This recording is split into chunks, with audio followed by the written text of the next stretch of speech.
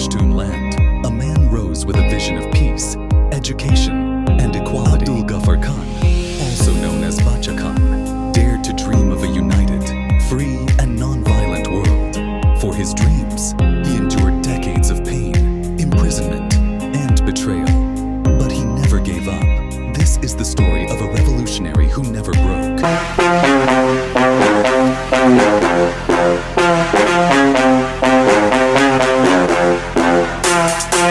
Bacha Khan was born in 1890 in Utmanzai, a small village in what is now Khyber Pakhtunkhwa. Growing up under British rule, he saw his people suffering from oppression, illiteracy, and poverty. Unlike many others of his time, he chose a path of nonviolence. Inspired by the teachings of Islam and Gandhi's philosophy of peaceful resistance, he envisioned a world where education and unity could liberate his people from colonial control and social injustice. In the 1920s, Bacha Khan founded the Khudai Khidmatkar movement, Servants of God. This was not just a political movement, but a call for social transformation, where volunteers dressed in red shirts symbolized their commitment to nonviolence. His followers worked tirelessly to bring education to the villages, uplift the rights of women, and resist British imperialism with nothing but the power of peace and unity. The British, alarmed by the growing resistance, soon targeted Bacha Khan. In 1921, Bacha Khan was arrested for the first time, accused of seditious activities, but imprisonment could not break his spirit. It was only the beginning of his long struggle.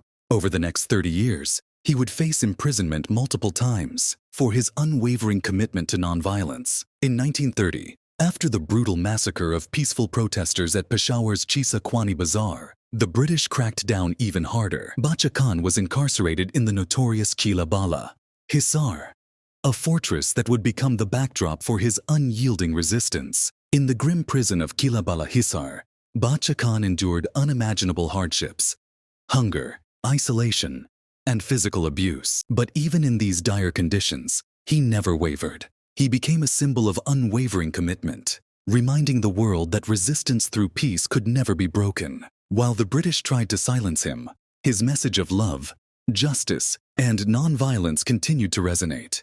When India gained independence in 1947, Bacha Khan found himself in a new broken world. Having opposed the partition, he warned of the devastating consequences it would have for the region. Despite the division, he chose to continue his fight for peace and justice, but now under a new government, the government of Pakistan.